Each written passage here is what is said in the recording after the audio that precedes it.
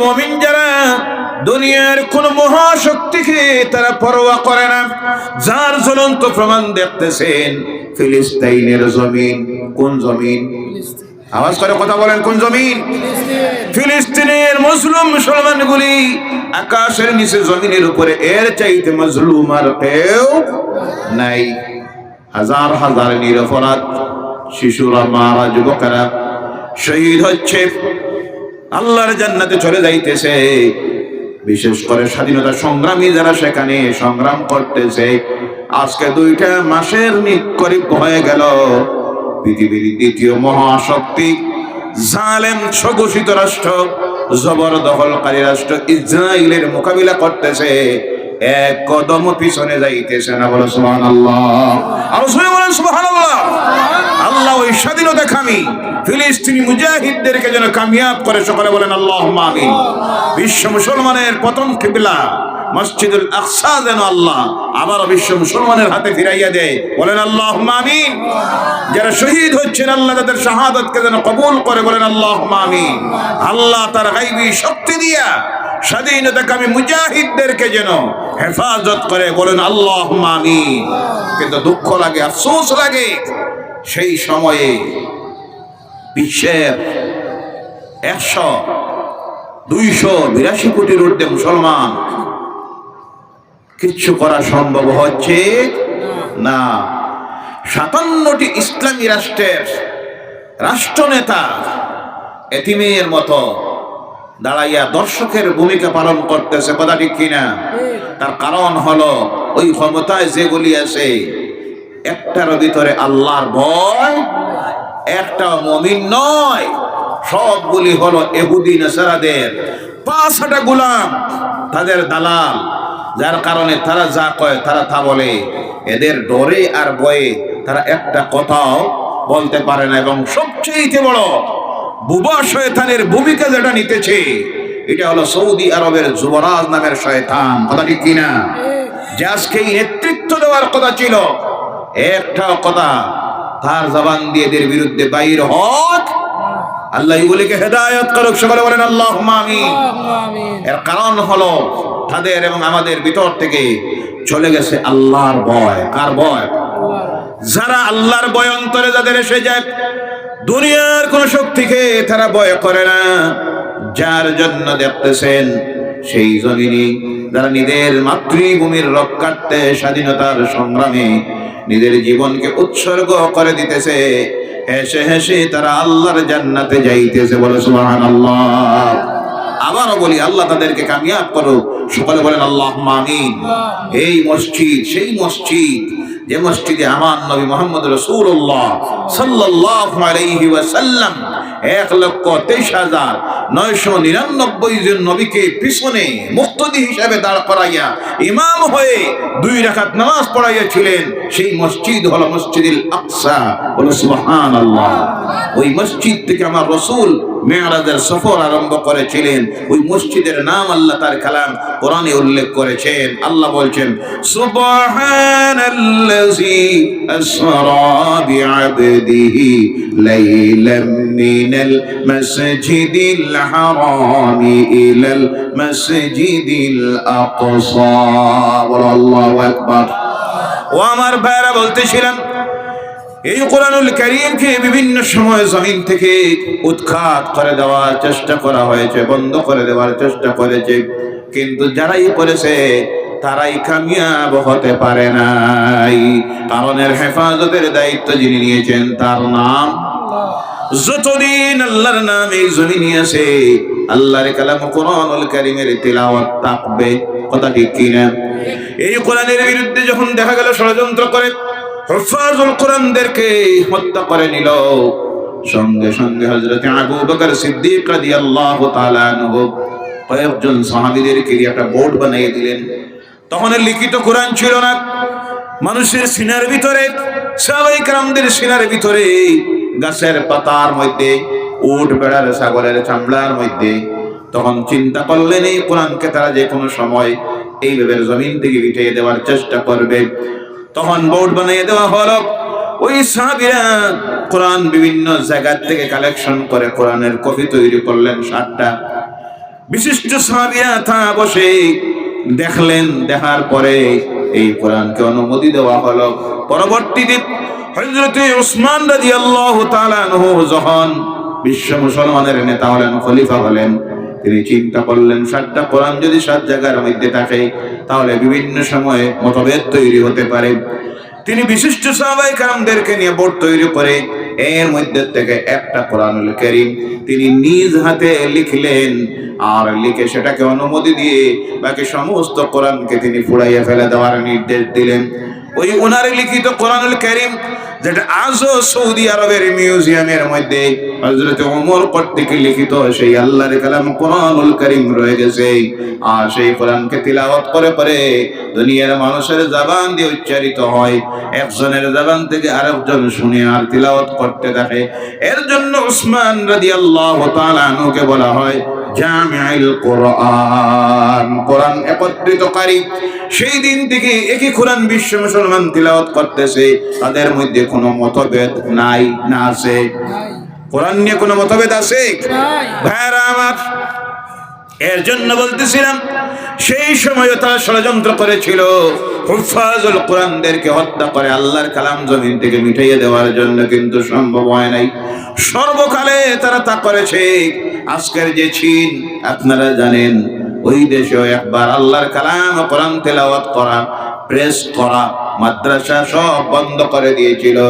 কিন্তু পরবর্তীতে বাধ্য হয়ে তারা নিজে বুঝতে পেরেছে এই কোরআন বন্ধ করার কারণে লাভ না লস। তারা নিজে নিজে আবার আল্লাহর কালাম কোরআনের তিলাওয়াতের ব্যবস্থা করে দিয়েছে। বলেন সুবহানাল্লাহ। পৃথিবীর বিভিন্ন দেশ আছে যেখানে সময়ে সময়ে ইসলাম বিরোধী শক্তিরা, কোরআন বিরোধীরা এটাকে বন্ধ করে দিয়েছে। ওই যে আমি আগে বলেছিলাম এটা হয় সাময়িকী, ধৈর্য হারাবেন না। পরবর্তীতে তারা নিজে নিজে দেখেছে এই কোরআন এত বড় একটা নিয়ামত, যেখানে কোরআন তিলাওয়াত হয় সেখানে আল্লাহর রহমত অবতীর্ণ হয়। সেখানে কি অবতীর্ণ হয়? রহমত নাযিল হয়। যেখানে কোরআন তিলাওয়াত হয় সেখান থেকে আল্লাহর গজবাদ বলিয়াত আল্লাহ দূরীভূত করে দেয়। এমন একটা কিতাব আল্লাহ পাক দিলেন, আমাদের প্রত্যেকের ঘরে আছে, মসজিদে আছে, মাদ্রাসায় খানকায় আছে, কিন্তু আফসোস লাগে মুসলমানেরা এখনো পর্যন্ত আমার সমাজের 90-95% মানুষ আল্লাহর কালাম কোরআন তিলাওয়াত জানে না। নাউজুবিল্লাহ বললেন না? আর সবচেয়ে বড় মারাত্মক ভুল আর একটা, যেটার কারণে আমাদের সমাজের মানুষ অনেকে নামাজ পড়ে, নামাজের সংখ্যা আগের থেকে বাড়ছে না কমছে? জি কথা বলেন, বাড়ছে না কমছে? বাড়ছে। সুদখোর বাড়ছে না কমছে? জি জেনাখোর বাড়ছে না কমছে? হিরোইন ব্যবসায়ী বাড়ছে না কমছে? নেশার ট্যাবলেট ব্যবসায়ী বাড়ছে না কমছে? সব বাড়তেছে। নামাজিও বাড়তেছে। নামাজি বাড়লো, আবার আল্লাহর নাফরমানি কেন বাড়তেছে? বাড়ার কারণ হলো নামাজ পড়ি, নামাজে যা পড়ি নিজে বুঝি না। এক ভদ্রলোক, হিন্দু ভদ্রলোক, মসজিদের কিনারা দিয়ে তার বাড়ি যাওয়ার রাস্তা দিয়ে যায়, যাওয়ার সময় ফলো করে, অনেক সময় মসজিদের দিকে চায়, তারা মসজিদে করে কি, মসজিদে করে কি দেখে। কোন সময় জামাত চলে যখন দাঁড়াইয়ে শোনে, হঠাৎ করে একদিন তার মনে প্রশ্ন জাগলো, যখনই যাই তারা যখন সম্মিলিতভাবে প্রার্থনা করে, নামাজ পড়ে, তখন দেখি তাদের ইমাম যিনি, তিনি যখন দাঁড়াইতে গিয়ে প্রতিদিন শুনি উনি বলেন সামিআল্লাহু লিমান হামিদা। আছে না নাই? চিন্তা করে ইমাম প্রতিদিন একটা মেয়ের জন্য শুধু দোয়া করেন, যে মেয়েটার নাম হলো হামিদা। কোনটা? হামিদা।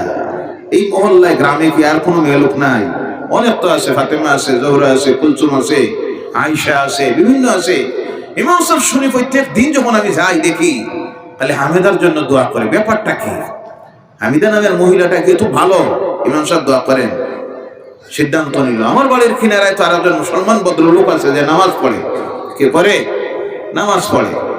গিয়েছে এর কাছে, গিয়ে জিজ্ঞাসা করলো, ভাই একটা জিনিস বুঝতে পারি না, তোমাদের মসজিদের ইমাম সাহেব প্রতিদিন যখন নামাজ পড়ায় শুধু একটা মেয়ের জন্য দোয়া করে, যে মেয়েটার নাম হলো হামিদা। আমি অনেক সময় দাঁড়াইয়া দেখি ইমাম সাহেব শুধু বলে সামি আল্লাহু লিমান হামিদা। ব্যাপারটা কি? ওই নামাজিও তখন বলল, ঠিক তো, তুমি যা বলছো আমিও তা দেখি। ইমাম সাহেব প্রতিদিন আর কাউরের জন্য দোয়া করে না, শুধু একটা মেয়ের জন্য দোয়া করে, সেটা হলো সামি আল্লাহু লিমান হামিদা। ঠিক আছে, আজকে আমিও যাবো, গিয়ে ইমামকে জিজ্ঞাসা করবো। মসজিদে গেছে, যে বলে ইমাম সাহেব রাগ করবেন না, একটা কথা আপনাকে জিজ্ঞাসা করবো। আজ 25 বছর থেকে আমি নামাজ পড়ি, নামাজে যখন আই দেখি আপনি শুধু একটা মেয়ের জন্য দোয়া করেন আর কাউরের জন্য দোয়া করেন না। ইমাম সাহেব বলেন, কার জন্য? আপনি প্রত্যেক দিন শুধু বলেন সামি আল্লাহু লিমান হামিদা, আর কেউ নাই। ইমাম সাহেব চিন্তায় পড়লেন, এই লোকটারে কি দিয়ে বোঝাই? আর মনে মনে চিন্তা করেন, আরে এই তো হলো আমার সমাজের মানুষের অবস্থা, যারা নামাজের মধ্যে দাঁড়াইয়া বাকি কোরআন বাদ দেন, নামাজের মধ্যে দাঁড়াইয়া যে আল্লাহু আকবার কয়, এর অর্থটাও জানে। সামি আল্লাহু লিমান হামিদা বলে এটার অর্থ জানে না। সুবহান রাব্বিয়াল আলা বলে এটাও বুঝে না। সুবহান রাব্বিয়াল আযীম বলে 40 বছর থেকে নামাজ পড়তেছে, এর অর্থ জানে না। সূরা ফাতিহা তো দূরের কথা। এই যদি হয়, একজন নামাজের অবস্থা দেখেন, ইমাম এসে জিজ্ঞাসা করতেছে একটা মেয়ের জন্য কেন দোয়া করেন, মানে নামাজে সে যা দাঁড়াইয়া যা পড়ে নিজেও তা জানে না। এর কারণে নামাজের সংখ্যা বাড়তেছে, নামাজ চলতেছে। এই নামাজ আমার সমাজের মানুষের চরিত্রের উপর আসর করে না, বুঝে না জানে পড়তেছি। এর জন্য আমার বলার উদ্দেশ্য হলো, কমপক্ষে প্রত্যেকটা মুসলমান আল্লাহর ওয়াস্তে সেই দিন চলে গেছে। আজকে হলো আধুনিক বিজ্ঞানের যুগ, কম্পিউটারের যুগ, স্যাটেলাইটের যুগ, ইন্টারনেটের যুগ। মানুষের মধ্যে পরিবর্তন আসতেছে, পরিবর্তন আর পরিবর্তন। এই সময় আমার সমাজের মানুষের মধ্যে যদি পরিবর্তন না আসে, এই জাতিকে আল্লাহর জমিনে টিকাইয়া রাখা সম্ভব হবে না। সর্বক্ষেত্রে পরিবর্তনের প্রয়োজন। অর্থনীতির দিক দিয়ে পরিবর্তনের প্রয়োজন, রাজনীতিতেও পরিবর্তনের প্রয়োজন আছে না নাই? জি ভাইরা আমার, অনুরূপ ভাবে শিক্ষাঙ্গনে জেনারেল এডুকেশনের দিক দিয়ে এই সমাজের এই জাতির মানুষের পরিবর্তন আনার প্রয়োজন। এক সময় ছিল matric pass, higher secondary pass, BA pass, ওই তো শেষ, সেই দিন শেষ হয়ে গেছে। এখন আপনি প্রত্যেকটা সেক্টরে, মেডিকেল কলেজে, ইঞ্জিনিয়ারিং কলেজে, তাছাড়াও বড় বড় নামি দামি ইউনিভার্সিটিগুলিতে আপনার আমার ছেলে মেয়েকে দিয়া শিক্ষিত একটা সমাজ তৈরি করতে হবে। যেই সমাজ থেকে তৈরি হবে IAS officer, ACS officer, IPS officer, DC তৈরি হবে, এসপি তৈরি হবে, সুপ্রিম কোর্টের বিচারপতি হবে, হাইকোর্টের বিচারপতি হবে, শিক্ষিত রাজনীতিবিদ তৈরি হবে, ইঞ্জিনিয়ার তৈরি হবে, ডাক্তার তৈরি হবে। এমন একটা সমাজ প্রতিষ্ঠিত করতে হবে। প্রতিযোগিতায় টিকে থাকতে হলে অনুরূপ ভাবে পরিবর্তন আনতে হবে। ধর্মীয় জ্ঞানের অঙ্গনে শুধু কোরআন কিছু তিলাওয়াত শিখলাম, সূরা আলাম তারাত থেকে সূরা নাস পর্যন্ত, এই দিন শেষ। গোটা কোরআন তিলাওয়াত শিখতে হবে, কোরআন মুখস্থ করতে হবে। আপনারা ভাবতে পারেন মুখস্থ কেমনে করব? পৃথিবীর বিভিন্ন দেশ আছে, যেমন সৌদি আরব, সেই দেশের প্রত্যেকটা নাগরিক, ছোট বাচ্চা যারা আমাদের মতো, তাদের আলাদা মক্তব শিক্ষার ব্যবস্থা নাই। তাদের শিক্ষাঙ্গনগুলিতে সরকারি যে বিদ্যালয় আছে, আমাদের এখানে হাই স্কুল, কলেজ, ইউনিভার্সিটি, তাদের প্রত্যেকটা শিক্ষাঙ্গনের মধ্যে আল্লাহর কালাম কোরআনুল কারীমকে শুদ্ধভাবে গোটা কমপ্লিট কোরআন তিলাওয়াত মুখস্থ করা নিয়ে হয়, বলে সুবহানাল্লাহ। মালয়েশিয়া, ইন্দোনেশিয়া প্রত্যেকটা ছেলে মেয়েদেরকে তাদের সরকারি স্কুলের মধ্যে আল্লাহর কালাম কোরআনুল কারীমের হাফেজ বানাইয়া দেওয়া হয়। আরো দূরে যাবেন কেন আপনি, উত্তরপ্রদেশ, সেখানের মধ্যে বিভিন্ন মক্তবগুলি, যেগুলির মধ্যে বিভিন্ন মক্তব আছে, সেখানে ছোট বাচ্চাগুলিকে সকালবেলায় শুদ্ধ আল্লাহর কালাম তিলাওয়াত সহ গোটা কোরআন মুখস্থ বানাইয়ে দেওয়া হয়। তাদের সমাজের প্রত্যেকটা ছেলে মেয়ে আল্লাহর কালাম কোরআনুল কারীমের হাফেজ। সুবহানাল্লাহ বলে। এই অবস্থা আমাদের সমাজে তৈরি করতে হবে। আমাদের ছেলে মেয়েগুলিকে পরিবর্তন আনতে হবে মক্তব শিক্ষার মধ্যে। কোরআন সম্পর্কে আমাদের জ্ঞান বাড়াইতে হবে। আল্লাহর কালাম কোরআনটাকে শুদ্ধ তেলাওয়াত শিখতে হবে, আল্লাহর কালামকে মুখস্থ করতে হবে। কম পক্ষে অনুরোধ রাখি প্রত্যেকটা মুসলমান এই নিয়তটা করবেন, যা হওয়ার হয়ে গেছে, আগামী দিনে আমরা প্রত্যেকে যেন আল্লাহর কালাম কোরআনুল কারীমটার কম পক্ষে সংক্ষিপ্ত ভাবে অর্থ সহ ব্যাখ্যা যেন শিখতে পারি আর আমার আওলাদকে শিখাইতে পারি। আল্লাহ যেন তৌফিক দেয়, বলেন আল্লাহুম্মা আমিন। এই পরিবর্তন যদি আনতে না পারেন, সময়টা বড় কঠিন, সময় বড় কঠিন। আমরা সাধারণ মানুষ যারা, তারা বুঝতে পারতেছি না। সমাজের শিক্ষিত মানুষ যারা, সমাজ নিয়ে যারা সচেতন, শিক্ষিত সমাজ, চিন্তাশীল সমাজ, আমার সমাজের সুশীল সমাজ যারা, যারা অফিস আদালতে যায়, শহরাঞ্চলে ঘুরে, কোর্ট কাছারিতে যায়, বিভিন্নভাবে রাজনীতির সঙ্গে যারা জড়িত, তারা আজকে চিন্তায় পড়েছে এই জাতির, এই সমাজের মানুষের বিরুদ্ধে যেইভাবে বিভিন্ন ষড়যন্ত্র রচনা করা হচ্ছে, এদেরকে জমিনে পঙ্গু করে দেওয়ার জন্য অর্থনীতির দিক দিয়া, চাকরির দিক দিয়া, শিক্ষার দিক দিয়া, রাজনীতির দিক দিয়া, এই সময়ে যদি এখনো এই সমাজের মানুষ সচেতন না হয়, এই জাতির ভবিষ্যৎ অন্ধকার। এই জাতির ভবিষ্যৎ কি আছে আল্লাহ ছাড়া কেউ জানে না। ডিলিমিটেশন, জি বুঝোই বুঝোই, দুনিয়ার খবর রাখবা। এরপরে এনআরসি, রিচেক, আরো কত কিছু, সব ষড়যন্ত্রের মোকাবিলা করার জন্য এই জাতির সমাজের পরিবর্তন আনার প্রয়োজন আছে না নাই? আল্লাহ যেন পরিবর্তন হওয়ার তৌফিক দেয়। সকলে বলেন আল্লাহুম্মা আমিন।